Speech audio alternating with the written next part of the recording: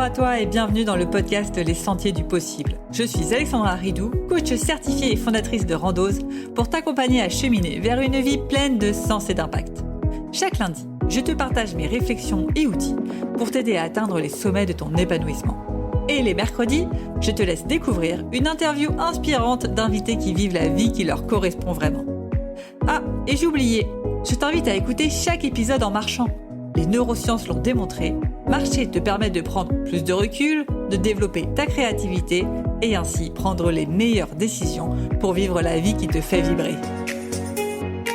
Hello, on est ravis, moi et mon nez bouché, de te retrouver pour un nouvel épisode de podcast où aujourd'hui je souhaitais te partager des tendances 2025 si tu es à ton compte. Pourquoi cet épisode ? Parce que, quoi qu'on en dise, ok, c'est toujours les mêmes méthodes qui marchent depuis des années, mais il y a quand même des petites choses qui changent et on voit des tendances arriver de plus en plus. Donc voici un peu pour moi les tendances 2025 à vraiment adopter si tu es à ton compte. Et pour te faire ces tendances, j'ai décidé de vraiment reprendre tout le spectre de ta vie entrepreneuriale, de la définition, on va dire, de ta cible et de ton offre, jusqu'à la livraison de ton produit et la fidélisation de tes clients. Donc pour commencer déjà sur les fondamentaux, il y a un truc qui est indispensable en 2025, mais qu'il était aussi en 2024, mais encore plus en 2025 et sûrement encore plus en 2026, c'est ta cible client, se nicher. Chaque année, il y a de plus en plus de monde qui se lance dans l'entrepreneuriat. Chaque année, il y a de plus en plus de concurrents. Qu'est-ce qui se passe dans un marché qui est bondé de monde ? L'expertise générale augmente. Ton client va donc aller vers la personne qui lui paraît la plus experte de son problème. Donc si toi, tu es généraliste à dire que tu règles les problèmes de tout le monde, personne va aller te voir. Je reprends un exemple que je donne assez souvent, celui du kebab, crêpe, sushi, burger. Si tu as envie de manger une crêpe, en général, tu vas rarement la manger dans le kebab, sushi, crêpe, burger, etc. Sauf s'il n'y a vraiment que ça autour de toi. En général, tu te dis que la crêpe, elle est meilleure à la crêperie.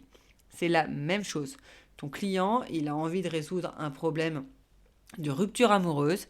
Il va penser que la meilleure personne pour régler son problème de rupture amoureuse, c'est celui qui est spécialiste des ruptures amoureuses. Et si, je dis n'importe quoi, s'il est gay, peut-être qu'il y a un spécialiste des ruptures amoureuses gay qui dira « Oh, c'est encore mieux, c'est exactement ça qu'il me faut ». Et il n'ira pas voir la personne qui dit « Oh, je suis coach de vie, je t'aide à te remettre de toutes tes difficultés ». Non, ça c'est trop généraliste. Ça marche s'il y a du bouche à oreille, ça marche si vraiment vous rencontrez les personnes d'une autre manière. Mais pour attirer des inconnus dans votre boutique, ça ne va pas marcher. Donc vraiment, 2025, si tu n'es pas encore niché, c'est le moment de réfléchir à quelle problématique particulière je veux résoudre et comment la résoudre. Deuxième chose ensuite, pour ce qui est acquisition. C'est quoi l'acquisition ? C'est la manière dont tu vas attirer des prospects à toi, des personnes qui ne te connaissent pas. Tu vas les attirer pour qu'elles te connaissent.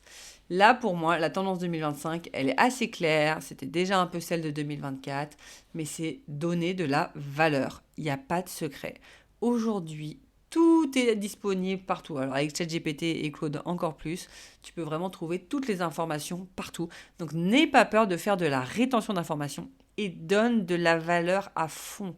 Pourquoi ? Ton objectif, ça va être de créer des vraies relations de confiance avec tes prospects. Aujourd'hui, encore une fois, il y a beaucoup de monde sur le marché de l'accompagnement, mais dans plein de domaines de l'entrepreneuriat. Il y a aussi beaucoup d'arnaques, il y a beaucoup de personnes qui ne sont pas bonnes. La seule façon de gagner la confiance de tes prospects, c'est de leur donner de la valeur et de créer cette fameuse relation de confiance, en étant profondément intéressé par le problème de ta cible, plus que par leur portefeuille. Et j'insiste vraiment là-dessus. Ouvre ton cœur, partage un maximum, donne gratuitement, n'aie pas peur de trop donner. Tu verras que tu recevras au quintuple. Une autre tendance pour l'acquisition, pour se faire connaître, qui était déjà le cas en 2024, mais là qui devient un incontournable plus en 2025, c'est la vidéo. Et même sur LinkedIn, la vidéo devient incontournable. Maintenant, sur toutes les plateformes, la vidéo est devenue le truc numéro 1 à maîtriser. Et si tu n'aimes pas te montrer face caméra, travaille sur toi. Il n'y a pas de raison. Si tu arrives à partager de la valeur avec tes clients en one-to-one, tu devrais y arriver devant une caméra. C'est exactement la même chose. C'est exactement le même message qu'il faut faire passer.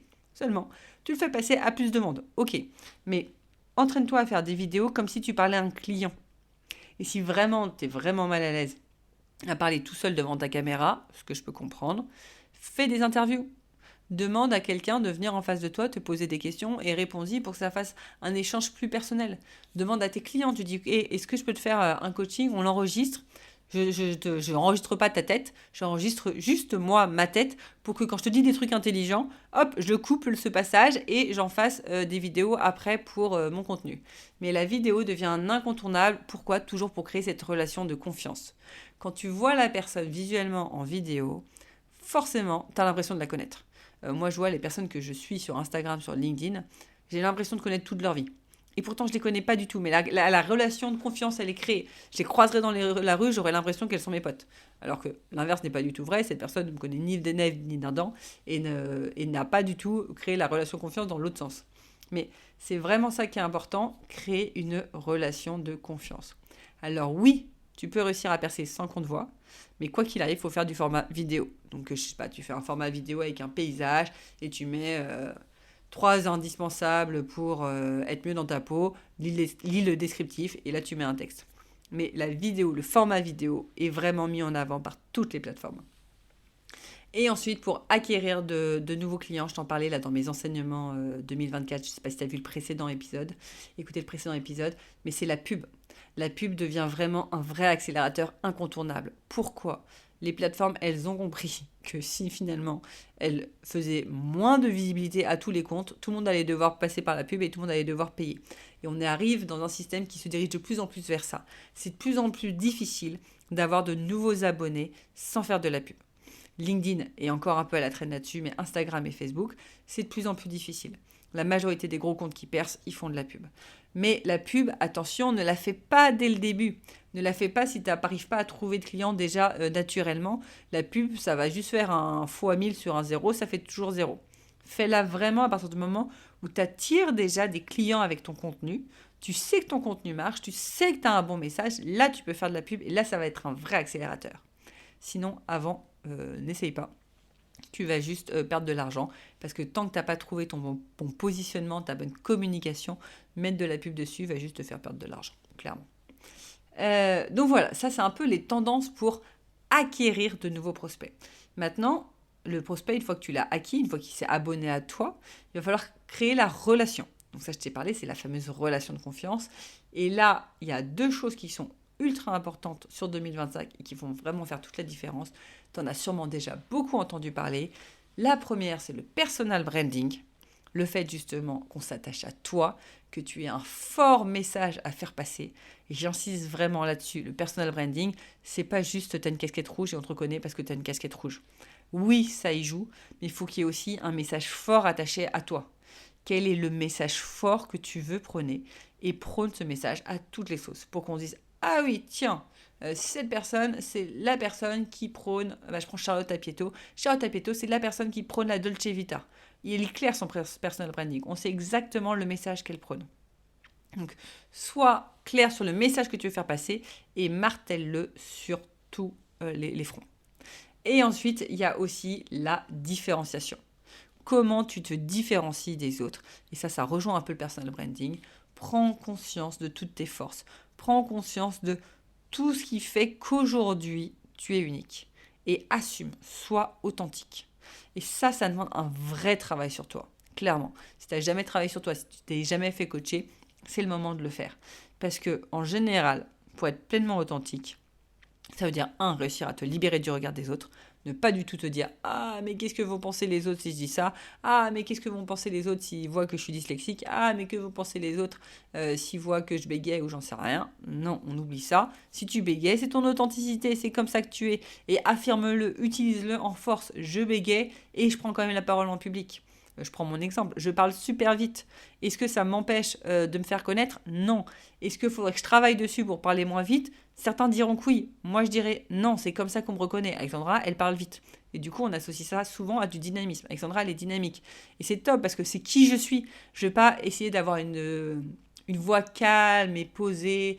Et je suis désolée, j'arrive même pas à faire la voix calme et posée. Mais bref, j'ai pas envie de... Je sais pas, je prends Julie Laroche, elle est très posée dans sa façon d'être. Elle inspire plus quelque chose du type du yoga, du coaching holistique. On est dans le corps, dans l'esprit, dans tout ça. C'est pas moi. Donc je vais pas faire un effort pour parler lentement, pour avoir un ton plus posé, si c'est pas moi. Je m'assume à 100%. Je vais vite. Dans ma tête, ça va vite. Quand je parle, ça va vite. Quand on me pose une question, en général, les solutions, elles viennent vite. C'est comme ça. Je suis comme ça et les gens viennent vers moi pour mon dynamisme, pour ma réactivité. Et ça plaît pas à plein de gens et c'est ok. Parce que si je me force à prendre une voix lente pour plaire à la majorité, je vais alors attirer des clients qui ne me correspondent pas et qui vont être déçus. Et surtout, moi, je vais devoir me forcer aussi après pendant la livraison de mon produit. C'est-à-dire que je me force quand je crée mon contenu, mais je dois aussi me forcer après quand j'ai des clients en coaching. Non, je préfère être 100% naturel du début jusqu'à la fin. J'attire des clients qui me correspondent, j'attire des clients avec qui ça match et tout est du kiff. Et l'exemple que je peux vous donner, je ne sais pas si vous avez déjà vu mon TEDx. Mon TEDx, clairement, j'ai essayé de rentrer dans le moule. Le moule de la personne qui parle lentement, qui fait des pauses pour créer du suspense, etc. Alors, il y a des gens qui ne me connaissent pas qui vont dire « Ah, il est top ton TEDx ». Les gens qui me connaissent, ils vont dire « Non, mais Alexandra, ton TEDx, il manque tellement de dynamisme. Tu avais l'air stressé, tu avais l'air d'avoir un balai dans le cul. J'ai fait un TEDx qui ne me correspond pas. Donc oui, il pourrait me faire attirer des gens, mais en vrai, il me ferait attirer des gens qui ne me correspondent pas. Donc sois authentique, n'essaye pas de faire genre t'es quelqu'un d'autre, n'essaie pas de ranger ta maison pour faire genre ta maison elle est rangée si elle est tout le temps en bordel. Moi la première, quand je me filme, ma maison elle est en bordel, c'est ok. Donc fais pas trop d'efforts, sois authentique. Oui, il y a des choses qui sont mieux à faire que d'autres. Je dis n'importe quoi. Tu peux te montrer authentique, pas maquillée, la tête dans le cul et mal habillée. C'est vrai que ça renverra pas la même image que si tu es bien habillé et bien maquillé. Donc à toi de doser après quand est-ce que tu veux faire des efforts et quand est-ce que tu ne veux pas faire d'efforts. Je prends cet exemple, c'est totalement moi. Clairement, je ne suis pas tout le temps maquillée, je ne suis pas tout le temps bien sapée. Il y a des moments, je fais des vidéos sapée comme je suis parce que j'ai pas envie de me prendre la tête et que je suis dans le mood du moment de partager quelque chose. Et il y a des moments, je me dis, allez, là, t'es de bonne humeur, vas-y, sape-toi bien, maquille-toi bien et fais une vidéo. Donc, trouvez le juste milieu, mais restez authentique à tout prix. Et soyez vous-même, les autres sont déjà pris. Il n'y a personne qui sera meilleur que vous à être vous. Je vous fais toutes les citations bateau de développement personnel, mais j'insiste vraiment là-dessus. Les gens vont acheter pour qui tu es. Encore une fois, on est dans un marché de plus en plus sophistiqué. Il y a de plus en plus d'entrepreneurs qui se lancent à leur compte, de plus en plus de coachs, de plus en plus de thérapeutes, de plus en plus de prestataires, de freelance, etc. La seule manière de vous différencier aujourd'hui, c'est d'être pleinement vous-même. De miser tout sur votre histoire, sur votre expérience, sur vos valeurs, sur ce qui vous fait vibrer, sur vos convictions. Bref, allez-y à fond sur qui vous êtes. Vous verrez que c'est comme ça que vous vendrez. Si vous n'êtes pas encore convaincu, envoyez-moi un DM. Je vous en rajouterai une couche, mais là, je pense que j'en ai déjà pas mal parlé. Donc ça, c'est la partie relation. Ensuite, il y a la partie conversion. La personne, elle s'est abonnée à mon compte, la personne, elle a vu mon contenu, il est authentique. Maintenant, comment je fais pour le passer client ? Là-dessus, encore une fois, toutes les méthodes marchent. Elles marcheront toujours aussi en 2025, que ce soit du webinaire, de l'appel découverte, du lead magnet, ce que vous voulez. Tout marche, de la prospection. La seule condition, c'est de donner de la valeur. Les gens en ont marre des webinaires où il n'y a pas de valeur. Les gens en ont marre de regarder une vidéo qui n'a pas de valeur. Les gens en ont marre de se sentir un peu piégés et d'être seulement des portefeuilles sur pattes. Donc, donnez de la valeur. C'est comme ça que vous allez sortir du lot. C'est comme ça que la personne va avoir confiance en vous. Donc, même dans la conversion, donnez de la valeur. Et n'ayez pas peur aussi de donner un aperçu de la solution. Je sais pas, moi ce que j'aime bien faire de temps en temps quand j'ai des gens en appel découverte, c'est allez, je te partage mon écran et je te montre comment ça se passe le programme. Voilà, il y a cette plateforme en ligne, regarde, là il y a le Discord, il y a ci, il y a ça, et je montre concrètement comment ça se passe. Tu peux aussi donner un aperçu de ta solution en disant, bah voilà, je fais un coaching live collectif, offert, gratuit à tout le monde, venez voir. En vrai, ça se passe comme ça dans la réalité, un coaching collectif. Ou, je sais pas moi, tu vends des gâteaux, bah tiens, je te fais quelques gâteaux gratuitement, tu découvres, tu goûtes, et si t'aimes, on va plus loin ensemble. Donc, n'ayez pas peur de faire goûter votre solution, de donner un aperçu à votre solution, et surtout, tenez sur la durée. Qu'est-ce que ça veut dire? Aujourd'hui, le temps entre le moment où la personne vous connaît et le moment où la personne achète s'allonge de plus en plus. On le voit de plus en plus si vous faites ce que j'appelle un peu du high ticket, donc des produits à plus de 1000 euros. Vous allez avoir en moyenne peut-être 6 mois entre le moment où la personne elle vous découvre et le moment où elle l'achète. Donc c'est important que vous teniez sur la durée. Donnez constamment de la valeur. N'ayez pas peur de relancer des prospects en leur donnant de la valeur, en allant aux nouvelles. Et encore une fois, ce qui va faire la différence, c'est l'intention. N'ayez pas l'intention de relancer pour que la personne devienne cliente. N'ayez pas l'intention d'absolument vouloir l'argent de votre prospect. Ayez simplement l'intention de l'aider là où il en est aujourd'hui à avancer un pas de plus. Et vous savez de toute façon qu'il y a 20 pas que la personne elle doit faire. Donc vous pouvez l'aider gratuitement à faire un pas de plus, 2 pas de plus, 3 pas de plus. Il y a toujours des pas derrière qui fait que ça a un intérêt de se faire accompagner. Encore une fois, on est sur de la valeur. N'ayez pas peur de trop donner de valeur. Donc ça, c'est pour la partie conversion. Maintenant, une fois que la personne est devenue cliente, il y a ce qu'on appelle la partie livraison. Quelles sont les tendances dans la façon dans le produit à vendre? Là, aujourd'hui, clairement, tout est disponible comme solution, en tout cas théorique, avec ChatGPT. ChatGPT, il peut se comporter comme un coach, il peut se comporter comme un thérapeute, il peut se comporter comme un cuisinier, il peut se comporter comme un spécialiste du SEO, il peut se comporter comme n'importe qui. Donc tout est accessible en mode théorie. Qu'est-ce qui font du coup que les gens vont acheter? Les gens vont acheter pour l'expérience. Et c'est ça que vous voulez mettre en avant. Quelle expérience vous allez faire vivre à vos clients? Et cette expérience, vous pouvez la faire en présentiel, vous pouvez la faire en visio. La communauté aussi est beaucoup demandée. On se sent de plus en plus seul. On est dans un monde où on est de plus en plus connecté avec les réseaux sociaux et en même temps, on se sent ultra seul. Donc les communautés marchent très bien. Et également être là pour les personnes. Donc ce côté humain, ce côté coup de boost, ce côté qu'en fait ChatGPT ne peut pas donner. C'est ça que vous voulez. Vous voulez dire, ok, qu'est-ce que mon programme va apporter que ChatGPT ne peut pas donner? Et misez vraiment sur l'expérience, la communauté, le coup de boost, l'humain, le cadre, la structure, le soutien. Misez tout là-dessus. Et vous verrez que vous ferez une vraie différence par rapport à ChatGPT et que vous pourrez du coup vendre votre produit en étant ultra fier de voilà, moi ce que je t'apporte, ça a vraiment de la valeur. Ça, c'était du coup la partie livraison. Ensuite, il y a une dernière partie, c'est la partie fidélisation. Qu'est-ce qu'on fait de nos clients? Là, la grosse tendance 2025 qui était déjà là en 2024 et que je vous invite vraiment à faire, vos clients sont vos meilleurs ambassadeurs. Faites des offres de parrainage. Un client qui vous ramène un client, il a ça en cadeau et le client qui vient le parrainer, il a un autre cadeau. Faites des cadeaux, faites des offres, faites ce que vous voulez, mais pour fidéliser vos clients, vous pouvez aussi leur faire du coup une autre offre à vos anciens clients pour qu'ils redeviennent clients, une deuxième offre moins chère. Mais il n'y a pas meilleur ambassadeur que vos clients pour soit redevenir client, soit vous apporter de nouveaux clients. Alors utilisez ça. C'est vraiment le meilleur entre guillemets hack pour trouver plus de clients. C'est miser sur vos clients actuels. Voilà un peu pour les tendances 2025 sur l'ensemble de votre business. Maintenant, il y a une partie dont je n'ai pas parlé et qui est un incontournable et ça avance tellement vite que ça devient chaque année de plus en plus incontournable et de plus en plus waouh, on perd le contrôle. Mais c'est l'IA. L'IA, c'est un incontournable pour ne pas perdre la course. Clairement, l'IA, ça va vous faire gagner en productivité puissance 10 000. Si vous n'utilisez pas l'IA, vous allez être mis sur le bord de la touche par énormément de concurrents qui l'utilisent. Je prends rien que la création de contenu. Oui, c'est la qualité qui compte, mais la quantité aussi quand même équivalent compte également. Donc supposons que vous êtes capable de créer chaque semaine 2 posts bien quali. Ok, faites vous-même 2 posts bien quali. Mais utilisez l'IA pour arriver au moins à 3-4 posts par semaine. Donc utilisez l'IA pour gagner du temps, pour faire des posts qui sont peut-être un peu moins quali, un peu moins travaillés, un peu moins vous, un peu plus bateau. Mais c'est pas grave. Vous voulez être dans la tête des gens tous les jours. Aujourd'hui, c'est une guerre de l'attention. Qui aura le plus l'attention? Et si vous faites, je sais pas moi, 2 posts par semaine et qu'il se trouve que la personne ne s'est pas connectée les 2 jours où vous avez fait le post, la personne elle ne vous voit pas pendant une semaine. Elle vous oublie. Et si à côté, elle voit un concurrent qui poste tous les jours, elle le voit tous les jours. Il a un sacré avantage sur vous.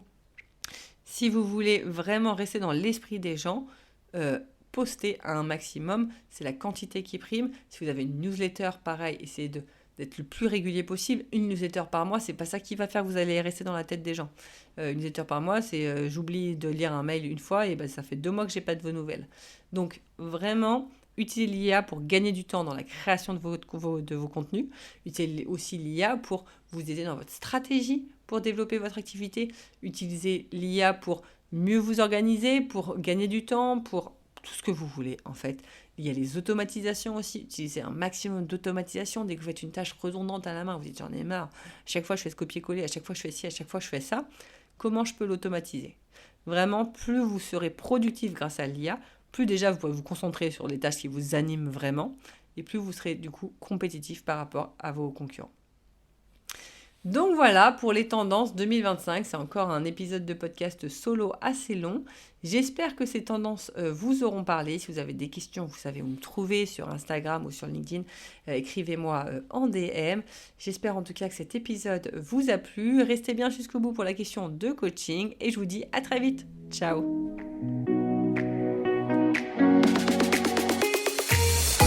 Avant de te plonger dans la question de coaching du jour, pense à rejoindre la plateforme d'exercice en ligne du podcast pour y retrouver les notes d'épisode, les questions de coaching et l'action à réaliser pour cheminer pas à pas vers une vie pleine de sens et d'impact. Le lien est en description de l'épisode. Et bien évidemment, si tu as aimé cet épisode et le concept du podcast, tu peux me le faire savoir en me laissant une belle note ou un joli commentaire sur la plateforme de ton choix. Tu peux aussi partager le podcast à une personne qui peut en avoir besoin. Et c'est parti pour tes 2 minutes de coaching et on se retrouve très vite dans le prochain épisode. Bye bye! Et c'est parti pour ta question de coaching à méditer en marchant et en musique. Et aujourd'hui, je te pose cette question. Quels sont les 3 messages forts de ton personal branding qui te différencient? Quels sont les 3 messages forts que tu veux faire passer à ton audience et qui te différencient?